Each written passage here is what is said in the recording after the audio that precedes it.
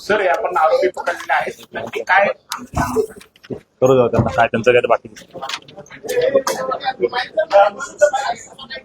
ठीक आहे.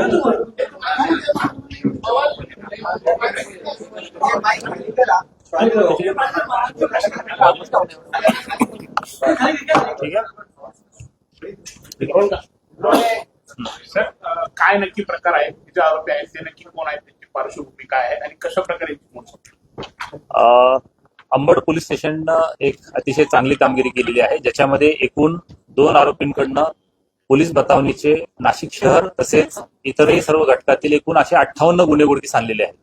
याच्यामध्ये यातले जे 2 आरोपी आहेत ज्यांना आता अंबड पोलिसांनी पकडलेलं आहे, त्यातल्या एका आरोपीचं नाव आहे अमजद अली अकबर अली बेग आणि दुसरा जो आहे तो फैयाज इम्तियाज अन्सारी. हे दोघेही राहणार भिवंडी जिल्हा ठाणे येथील आहेत.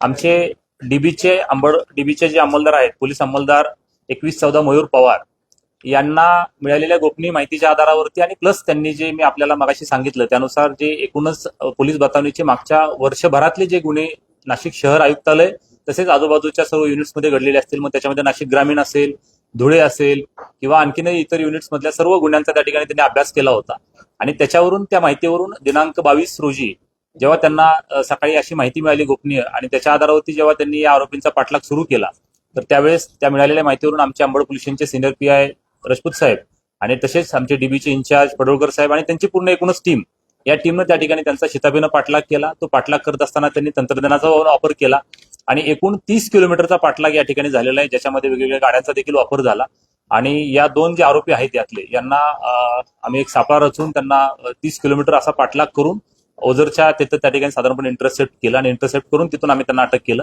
त्यांच्या अंगझडतीमध्ये आम्हाला त्या ठिकाणी काही गोष्टी मिळाल्या आणि जेव्हा आम्ही फर्दर त्यात इंट्रोगेट केलं, अगदी आणखी नंतर तपास जेव्हा केला तेव्हा त्याच्यानंतर त्यांच्याकडून एकूण आतापर्यंत 10 गुन्ह्यांमधला मिळून 20 तोळ्याचा म्हणजे 201 ग्रॅमचा साधारणपणे मुद्देमाल त्या ठिकाणी आम्हाला मिळालेला आहे, ज्याच्यामध्ये एकूण 30 लाख किमतीचं सोनं हे हस्तगत त्या ठिकाणी झालेलं आहे. आणि या 30 लाख किमतीच्या सोन्यामध्ये एकूण जर आपण गुन्ह्यांची संख्या बघितली तर नाशिक शहर आयुक्तालयातले एकूण 42, नाशिक ग्रामीण मधले 10, धुळे शहर मधले 5 आणि एक कर्नाटक राज्यामधला पण एक 2024चा एक गुन्हा आहे, ज्याच्यामध्ये तिथल्या पोलीस अधिकाऱ्यांवरती अटॅक करून हे लोक पळून आले होते, तो देखील गुन्हा त्या ठिकाणी उघडकीस आलेला आहे. असे एकूण 58 गुन्हे हे पोलीस बतावणी तसेच चेन स्नॅचिंगचे आतापर्यंत उघडकीस आलेले आहेत आणि यांचा आरोपींचा आमच्याकडे आता 28 तारखेपर्यंत पीसीआर आहे. फर्दर तपासामध्ये अजून त्यांच्याकडून काही आमच्याकडून रिकव्हरी आणि प्लस अजून इतर काही गुन्ह्यांचा देखील छडा त्या ठिकाणी लागू शकतो अशी आम्हाला अपेक्षा आहे. सर यांचे आणखी कोण साथीदार आहेत आणि यामध्ये काही सोनारांचा देखील सहभाग आहे, कशा पद्धतीने पुढे याच्यामध्ये अद्याप पावेतो झालेल्या तपासावरून असं साधारणपणे सकृतदर्शन निष्पन्न होतं की यांचे अजून इतर 4 साथीदार आहेत. एकूण फील्डवरती यांचे काम करणारे अजून इतर 3 साथीदार होते आणि प्लस त्याच्या व्यतिरिक्त एक महिला साथीदार पण आहे, जी की यातलं जे सोनं जे आहे ते सोनं पुढे फर्दर हे करण्याचं ट्रान्सफर करण्याचं काम करत होती.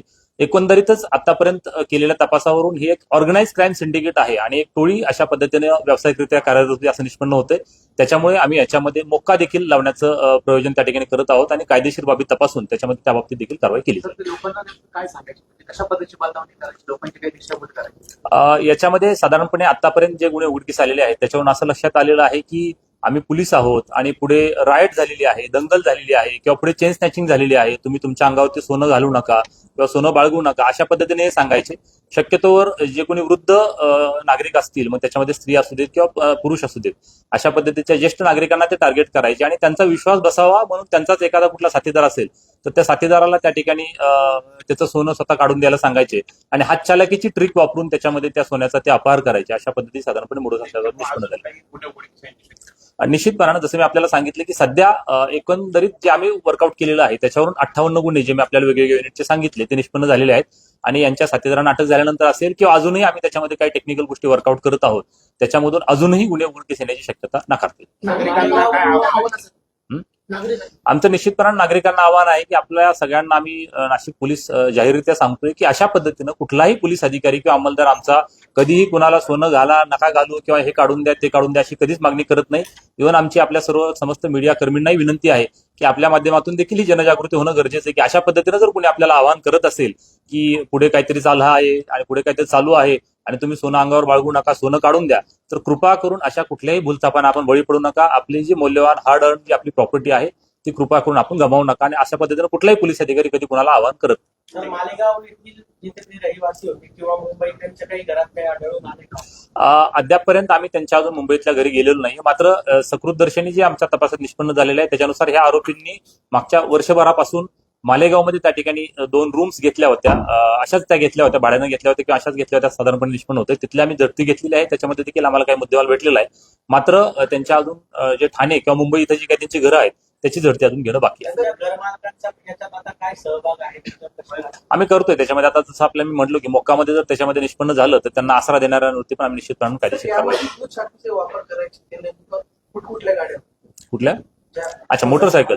याच्यामध्ये साधारणपणे आपण बघितलं तर हाय एंडच्या ज्या मोटरसायकल्स आहेत, म्हणजे एक तर अपाची मोटरसायकल आहे आणि दुसरी मला वाटतं त्याच्यामध्ये हंटर मोटरसायकल जी आहे, हंटर ब्ल्यू कलरची मोटरसायकल आहे, म्हणजे ज्याचा साधारणपणे सीसी हाय असेल आणि ज्याचा स्पीड पण त्यांना हाय ठेवता येईल. म्हणजे नॉर्मली यांची मोडस अशी आहे की ठाण्याकडून वगैरे इकडे येणार आणि इथं साधारणपणे एका दुसरा प्रकार जो काही त्यांना करायचा आहे तो केल्यानंतर ते इमिडिएटली त्यांना इथून निघून जाता येईल अशा पद्धतीने साधारणपणे 100+ स्पीडनं ते निघून जायचे. त्यामुळे हाय एंडच्या ज्या बाईक्स आहेत त्याचा त्या ठिकाणी साधारणपणे ते वापर करायचे. सर, आरोपी इतक्या सुद्धा भाषांतरातले म्हणताय का तुम्ही सोनं द्या, यामध्ये काही हिप्नोटाईज सारखे काही प्रकार आढळलाय का? नाही, अद्यापपर्यंतच्या तपासामध्ये असं काही निष्पन्न झालेलं नाहीये. मात्र त्यांचा मी जसं मगाशीच आपल्याला सांगितलं की विश्वास बसावा म्हणून त्यांचा एखादा साथीदार त्यांच्या समोर येऊन ते काढून देणार, म्हणजे जेणेकरून समोरच्या व्यक्तीचा विश्वास बसायचा आणि त्याच्यानंतर तू ते त्याला द्यायचा, असं साधारणपणे निष्पन्न झालं. ठीक, थँक्यू. Thank you so much.